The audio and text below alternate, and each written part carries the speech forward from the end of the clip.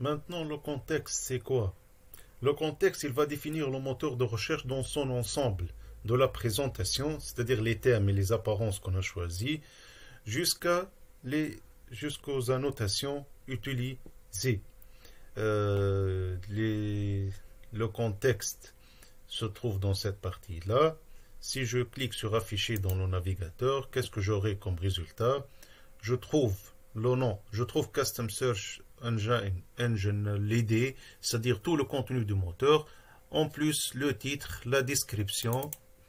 Je trouve aussi les thèmes que j'ai choisis, les couleurs, les codes des couleurs que j'ai choisis lors de la configuration de l'apparence. Je les trouve dans la rubrique contexte.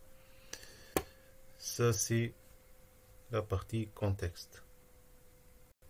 Il vous a demandé d'afficher puis télécharger. Ça y est, on a affiché le contenu du contexte et des annotations. Maintenant, on va les télécharger, les préserver sur notre ordinateur. Pourquoi faire?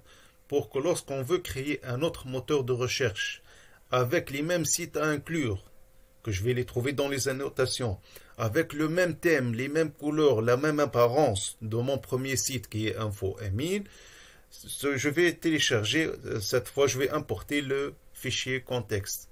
Je vais importer le fichier annotation et contexte. Pour cela, je dois les enregistrer sur mon ordinateur. Je clique sur télécharger. J'ai téléchargé le contexte qui contient principalement l'apparence, le design de mon moteur de recherche. Et je vais télécharger les annotations, télécharger XML, qui contient les sites que je vais inclure dans mon moteur de recherche ou les sites que je vais exclure, pour les réutiliser dans un autre moteur de recherche. Si je fais la création d'un nouveau moteur de recherche, je peux, après la création de ce moteur, importer un fichier XML et je vais importer CSE qui est le contexte et importer les annotations, télécharger TSV et importer les annotations qui se trouvent ici. J'aurai le même contenu et les mêmes apparences, le même thème, le même design du moteur de recherche InfoEmile. Pas la peine de refaire le même travail, car j'ai téléchargé déjà, je répète une autre fois, le contenu, les sites à inclure et exclure se trouvent dans les annotations, et le design surtout, et tout le contenu du site se trouve dans la partie contexte, surtout les apparences, design, les bordures, couleurs, thèmes, etc. C'est ça, les contextes et les annotations. Maintenant, on va passer aux fonctionnalités de recherche avancées. Pour cela, on doit cliquer sur la rubrique fonctionnalités de recherche. Et les premières rubriques, c'est résultats mis en avant. C'est quoi résultats mis en avant? C'est-à-dire, je veux afficher un lien spécifique au nom des résultats de recherche.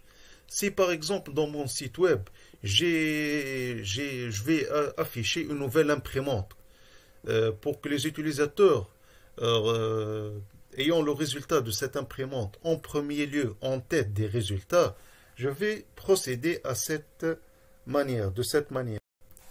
Je vais cliquer sur ajouter. Quelle est la requête qui va déclencher ces résultats? Par exemple, Epson. Si un des utilisateurs après dans mon site saisit la requête Epson, alors le titre qui va être affiché ici, imprimante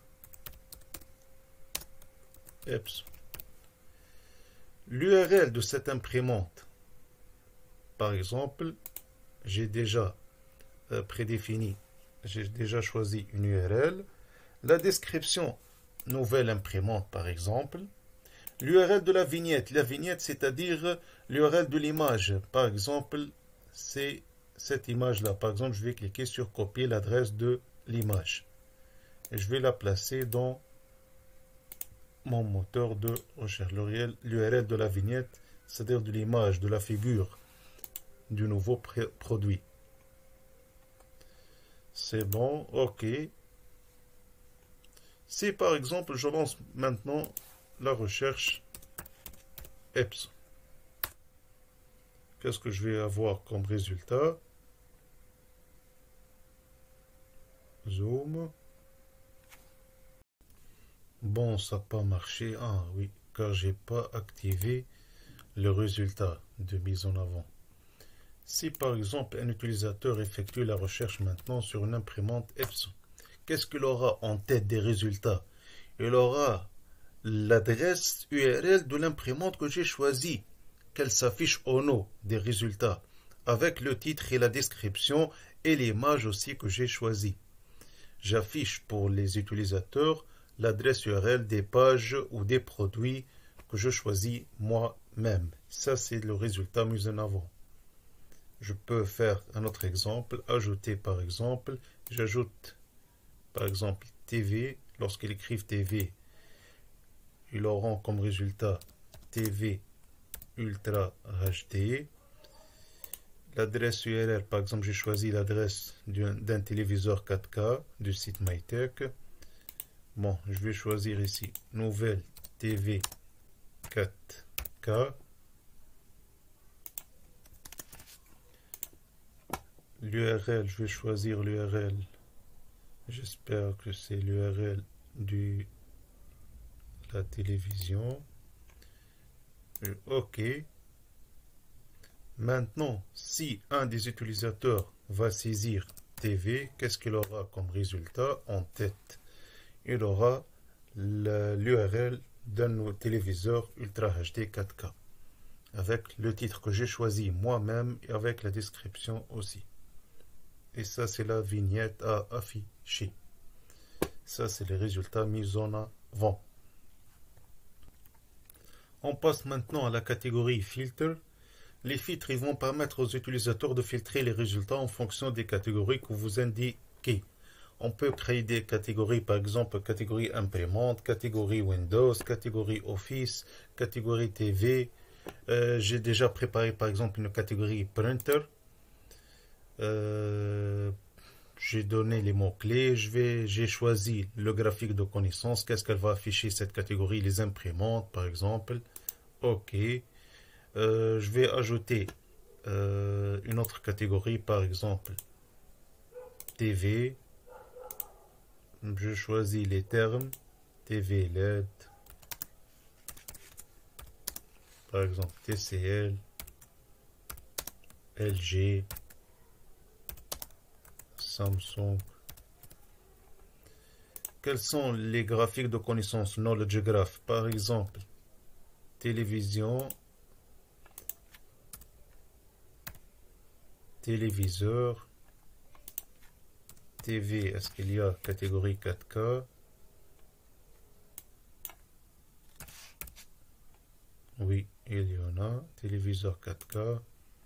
Ça, c'est les entités qui vont être affichées dans ma catégorie. Si on va tester pour comprendre de quoi il s'agit, qu'est-ce que j'ai ici? Printer et TV. Je lance une recherche dans mon moteur.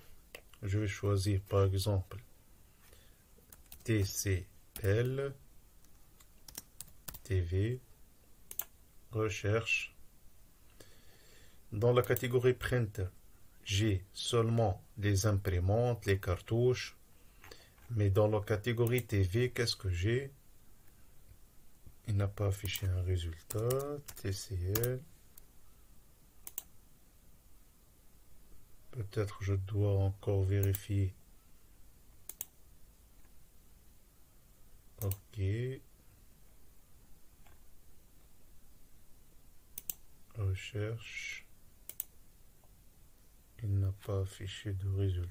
Bon, ici j'ai changé tout simplement la syntaxe TV TCL. On a dit dans la catégorie printer, il y a les imprimantes. Dans la catégorie TV, il y a les téléviseurs. Ça, ce sont les filtres par catégorie. On a ici, par exemple, par défaut, catégorie image. Maintenant, on passe à la saisie semi-automatique. Elles permettent d'inclure et d'obtenir rapidement des résultats. C'est-à-dire, si on active la saisie semi-automatique de la rubrique fonctionnalité de recherche, on doit l'activer. Pourquoi? Pour, par exemple, lorsqu'on saisit les initiales, par exemple, du téléphone Huawei, il nous lance une suggestion des termes à rechercher. Si je cherche, par exemple, Oppo, il lance une suggestion des résultats. C'est ça la saisie semi-automatique. Il nous lance des résultats à travers les catégories qu'on a spécifiées. J'ai choisi ici un autre moteur de recherche. Pourquoi c'est pas le moteur sur lequel je travaille? Car la saisie semi-automatique, elle se déclenche après 5 heures de l'heure du déclenchement de la création du moteur de recherche. C'est pas instantané.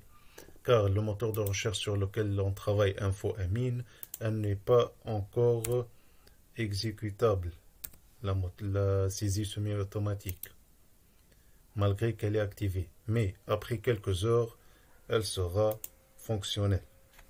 C'est ça la saisie semi-automatique. Pour éviter la saisie de toute une requête, il vous lance des suggestions. Par exemple ici, PC AS, ça y est, PC Asus. Malgré que j'ai saisi seulement PC AS. Il nous lance des suggestions. C'est ça la saisie semi-automatique. Dernière partie dans notre TP, c'est les synonymes. Qu'est-ce que c'est quoi les synonymes? C'est-à-dire, par exemple, en allant à la catégorie synonymes, je vais cliquer sur ajouter. Si par exemple, je saisis PCG. PCG, c'est pas clair. C'est quoi PCG? Normalement, PCG, il ne va rien afficher, mon moteur de recherche. PCG. Il n'affiche pas batterie, chargeur, Sony Vaio. C'est pas clair. Alors, qu'est-ce que je vais lui dire maintenant? Je vais cliquer sur ajouter. Je vais mettre le terme à rechercher PCG. Le synonyme qui doit être une requête identifiable et fonctionnelle, PC Gamer. C'est-à-dire, lorsque je saisis PCG, le synonyme de PCG, je vais faire comprendre au moteur de recherche le terme PCG, qui est inconnu normalement par les moteurs de recherche. Il n'y a pas un mot dans le dictionnaire qui s'appelle PCG. Alors, PCG, il ne va pas lancer la requête sur PCG, il va lancer la requête sur PC Gamer. OK, on va tester. Si par exemple dans le moteur de recherche, je fais PCG et je lance la recherche. Normalement, il doit chercher des PC Gamers. C'est bon, c'est fait. PC Gamer, PC Gamer. Dans les sites que j'ai choisis, bien sûr, MyTech, Wiki, PC Game. Il a compris le terme PCG en tant que PC Game. C'est-à-dire la requête lancée ici, c'est PC Gamer et non pas PCG. C'est ça le synonyme. J'espère que cette vidéo vous aidera dans la compréhension de ce TP. Vous devez apprendre et comprendre les mots écrits en vert. Ce sont les mots clés de notre TP. Ils feront l'objet de votre test et de votre examen. À bientôt.